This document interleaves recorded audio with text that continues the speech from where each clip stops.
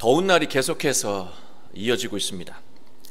전반적으로 불쾌지수가 아주 높아지는 그런 시기입니다. 이럴 때일수록 몸 건강도 각별히 유의해야 하지만요, 마음의 건강도 각별히 유의하셨으면 좋겠습니다. 날이 더워지면 본능적으로 시원한 것을 찾게 되잖아요. 여러분, 공포 영화를 보면 체온이 내려간다는 말이 있습니다. 이것은 실제로 과학적으로 증명된 이야기예요. 공포 영화를 보면 긴장감을 느끼게 되지 않습니까? 사람이 긴장감을 느끼게 되면 몸은 경고 신호를 온몸으로 보낸대요. 그때 몸은 아드레날린과 도파민을 분출하면서 몸의 경계 태세를 강화한다고 합니다. 몸은 최대한 에너지 방출을 줄이기 위해서 피부의 혈관을 축소시킨다고 합니다. 그래서 얼굴이 창백해지는 것이고 피부에 소름이 돋는 것입니다. 몸의 근육은 수축하면서 식은땀을 배출합니다. 땀이 증발할 때 몸은 서늘함을 느낀다고 말합니다. 왜 손에 땀을 쥔다 그러잖아요, 긴장하면. 바로 그 말이에요. 여름에 공포 영화가 많이 나오는 이유가 다른 이유가 아니에요. 바로 이런 이유 때문에 나오는 것 같습니다. 제가 예전에 청소년부 수련회를 이끌고 가면 아이들이 꼭 저에게 물어보는 신앙의 질문이 있습니다. 목사님, 정말 귀신이 있습니까? 이 질문은 제가 청소년들에게 가장 많이 들었던 질문 중에 하나입니다. 그러면 저는 진지하게 아이들에게 대답하곤 했습니다. 있지. 네 안에, 그리고 내 안에. 아이들은 제가 농담하면서 대답을 회피한 것으로 생각을 합니다. 그러나 저는 농담을 한 것이 아닙니다. 귀신이 있냐는 아이들의 질문이 언뜻 들으면 유치한 질문처럼 보이지만 이것은 인간 실존과 실제적인 삶에 대한 진지한 질문이라고 할 수 있습니다. 여러분이 잘 아시는 프랑스 작가 빅토르 위고가 쓴 작품 중에 노틀담 드 파리라는 작품이 있습니다. 우리에게는 노틀담의 곱추라는 제목으로 잘 알려진 작품인데요, 이 노틀담 성당 주변의 남자들이 집시 여인에게 음욕을 품습니다. 너무나 아름다운 집시 여인을 이 성당 주변에 있는 남자들이 다 음욕을 품습니다. 그러나 자기 뜻대로 되지 않자 나중에는 여자에게 마녀라고 하는 죄명을 씌워서 교수형에 처합니다. 작가는 집시 여인이 마녀가 아니라 겉으로는 고상한 모습으로 살아가지만 속으로는 음욕을 품고 살아가는 그 남자들이 바로 마귀임을 말하고 있습니다. 그와는 반대로 겉모습은 마치 마귀의 모습처럼 흉측하게 생긴 곱추가 오히려 선하고 착한 사람인 것을 작가는 말하고 있습니다. 마귀와 귀신은 멀리 있는 것이 아니라 바로 우리 마음 안에 있다고 작가는 말하고 있는 거예요. 우리 마음 안에 서식하는 마귀는 절대로 사라지지 않습니다. 마귀가 좋아하는 환경만 만들어지잖아요. 주변 환경, 심적인 환경만 만들어지면 우리의 삶을 통해서 마귀는 나타난다는 것이죠. 드러난다는 거예요. 우리 마음 안에 있는 귀신이 그 마귀가 어떤 모습으로 발현될지 우리는 알 수가 없습니다. 그냥 우리는 발현되지 않도록 최선을 다해 영적으로 늘 깨어서 다스려야 하는 것입니다. 오늘 말씀은 예수님이 더러운 귀신을 쫓아내시는 이야기예요. 우리 모두 오늘 말씀을 통해서 우리의 마음을 깨끗이 하고 복되고 충만한 삶을 만들어 가시길 주님의 이름으로 축원합니다. 마가복음은요, 4개의 복음서 중에서요, 귀신에 관한 이야기가 가장 많은 복음서예요. 예수님은 업으로 살아가던 사람들을 택하시고 제자로 삼으셨습니다. 그리고 그들과 함께 본격적인 사역을 시작하셨습니다.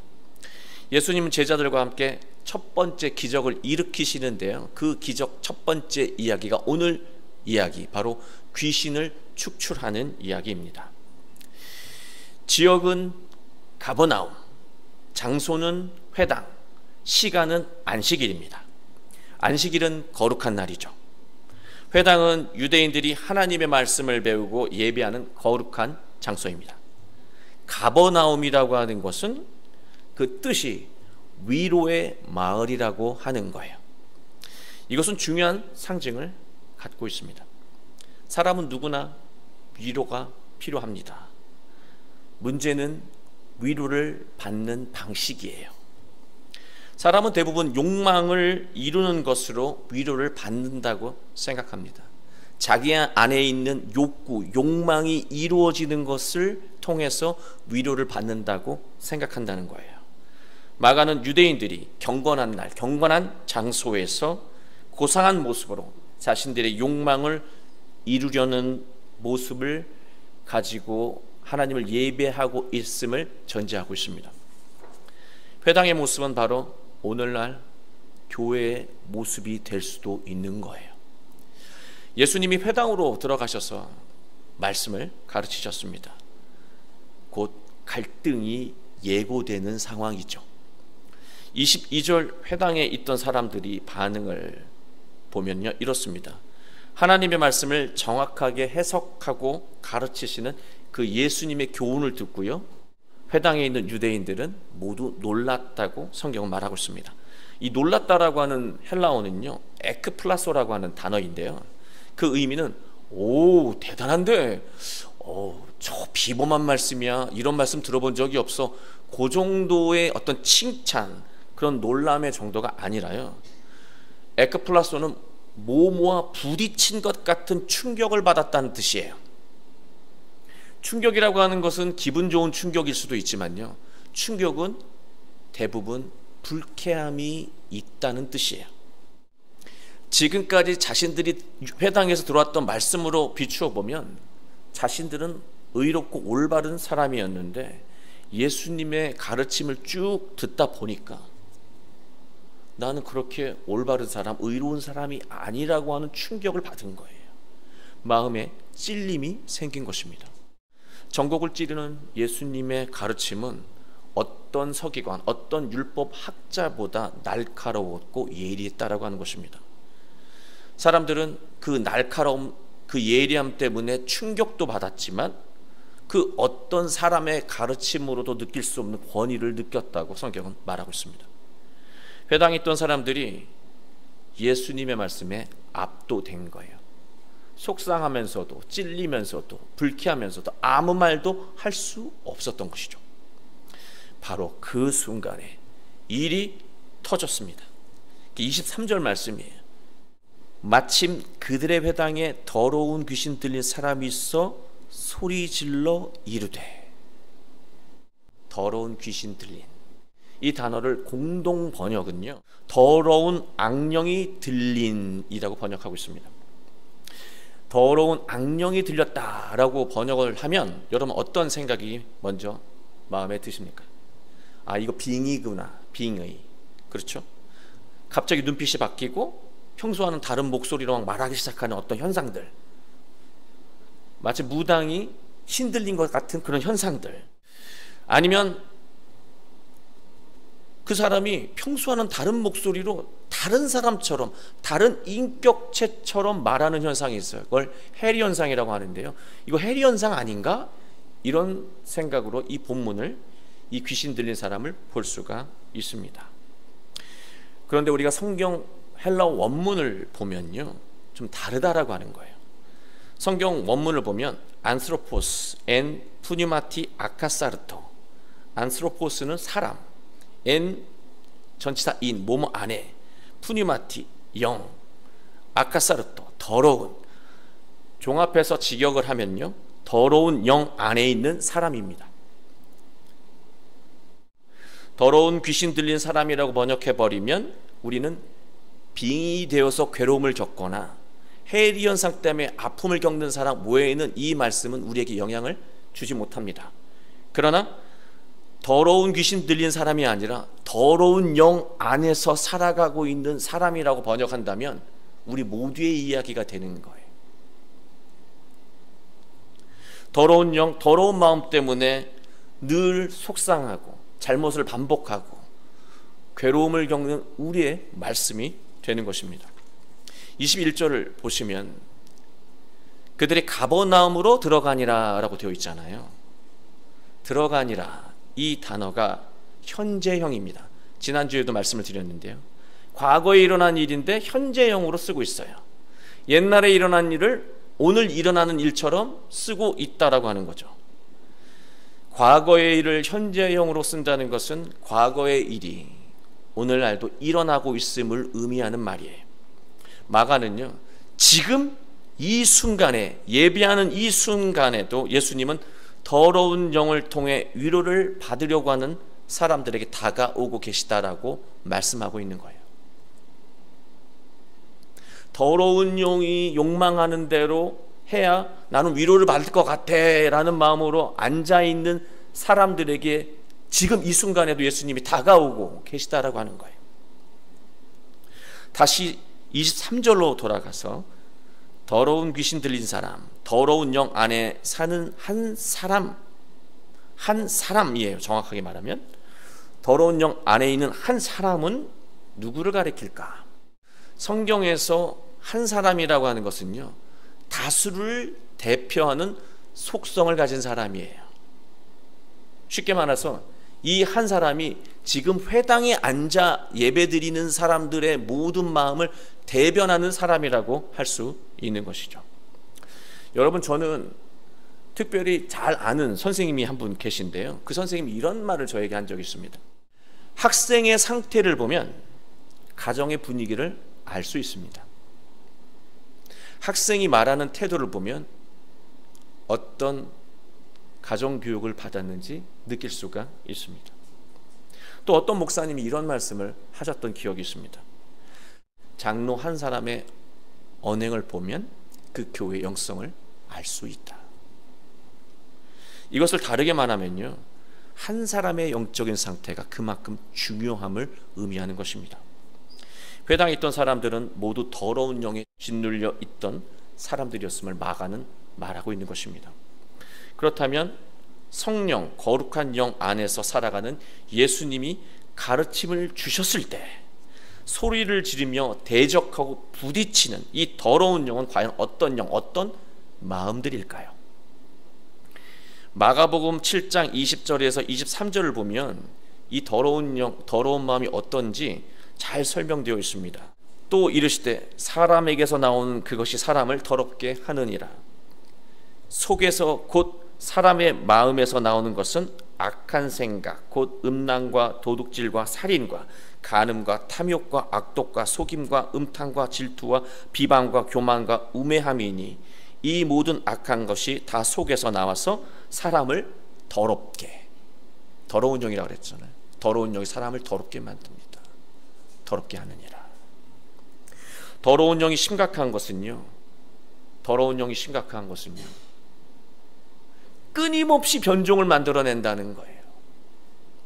하나가 아니라요, 하나의 행동과 말이 아니라요, 끊임없이 새로운 것을, 나쁜 것을 만들어낸다는 거예요.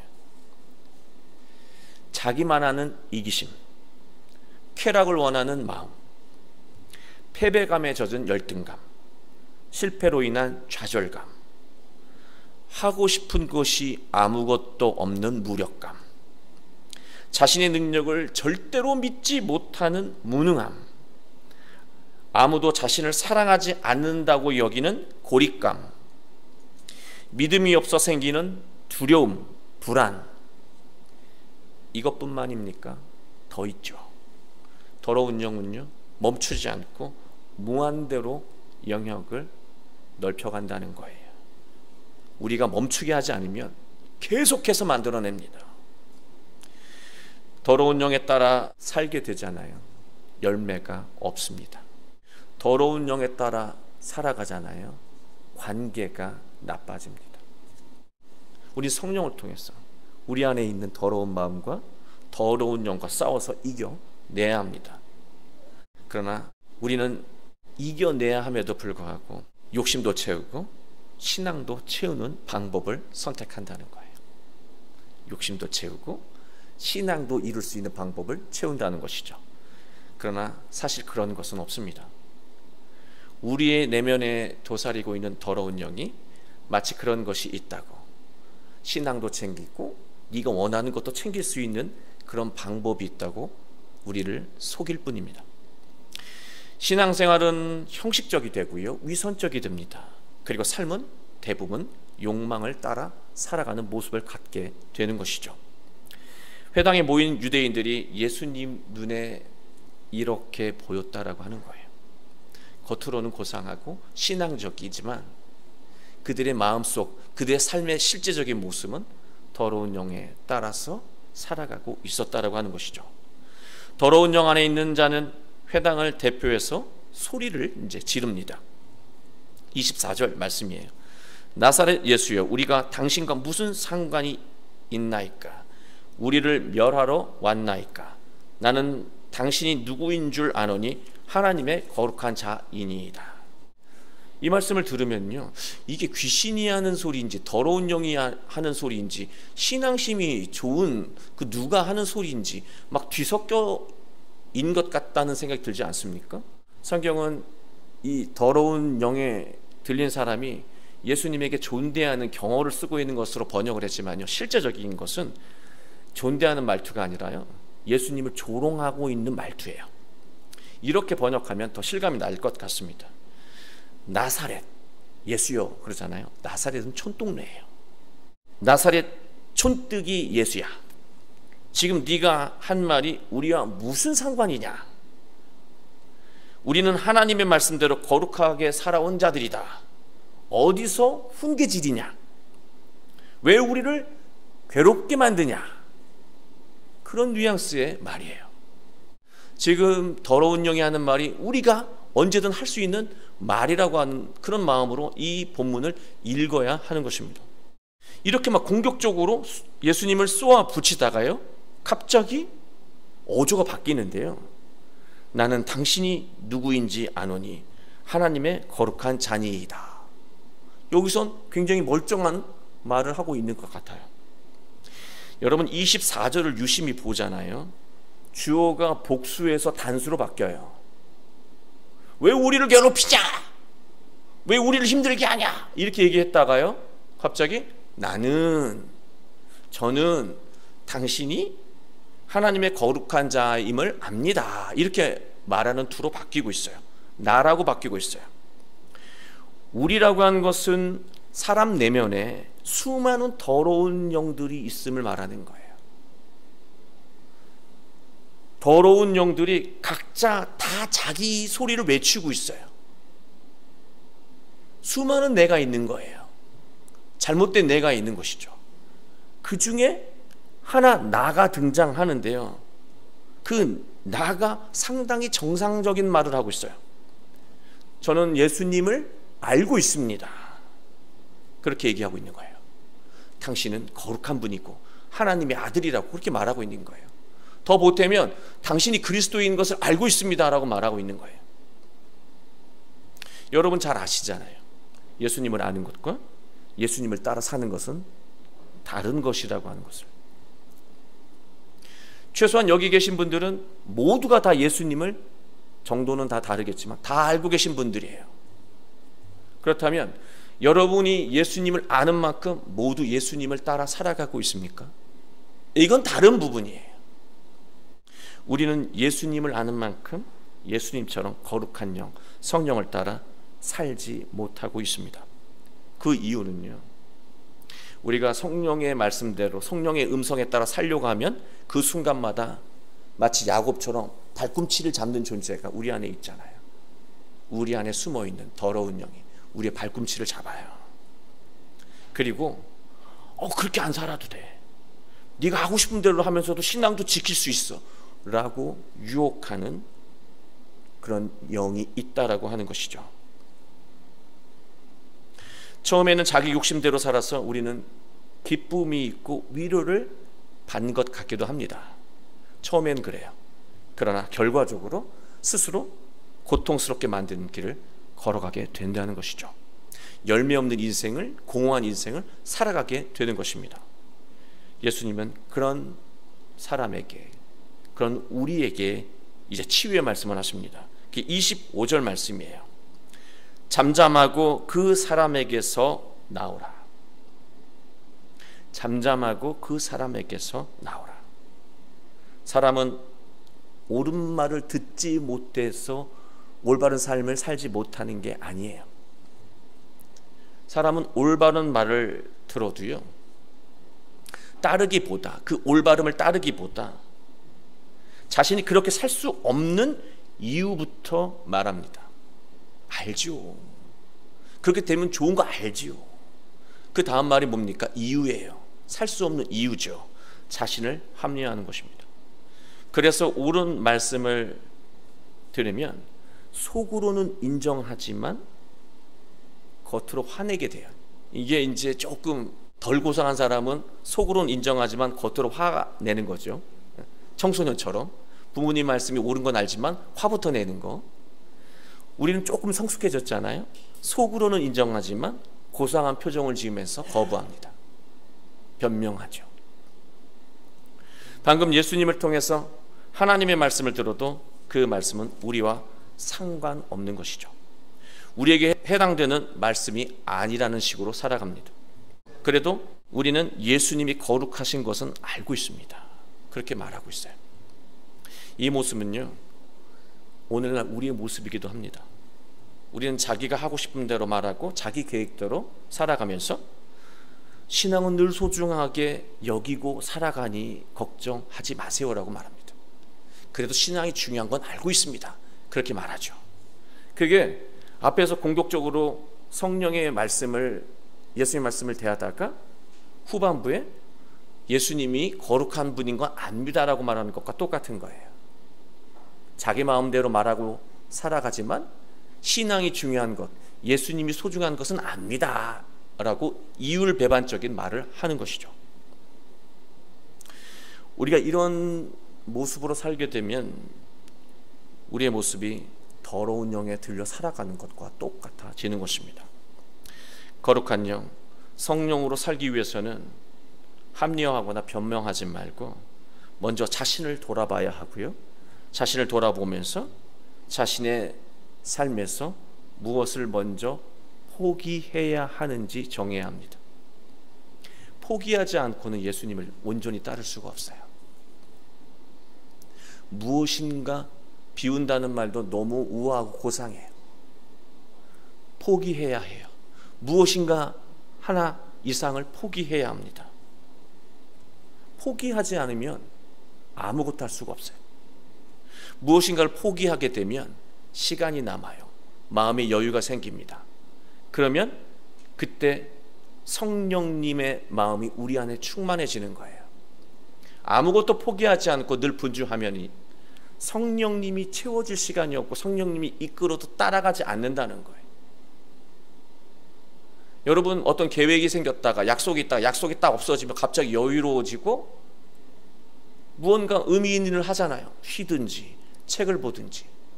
그러나 우리가 뭔가를 포기하지 않으면 아무 일도 일어나지 않는다는 것이죠. 본문 앞에 제자들이 예수님을 따를 때 뭘 버렸습니까? 뭘 포기했습니까? 다 어부들이잖아요. 뭘 포기했습니까? 아마 그물도 포기하고 배도 포기했을 겁니다. 폭삭 수고수다를 보니까요, 배 한 척이 어부에게 얼마나 대단한 재산인지 알겠더라고요. 어부가요, 그물도 버리고 배도 버렸어요. 우리에게 지금 예수님이 제자가 되려면 네 인생에 소중한 거 다 버려, 다 포기해, 이렇게 얘기하는 게 아니라요,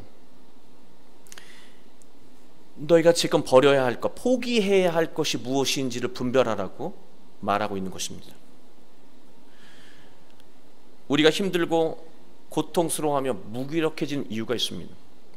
중요한 시기마다 신앙보다 더 중요한 일이 있는 것처럼 보게 만드는 더러운 영이 우리의 발목을 잡기 때문입니다.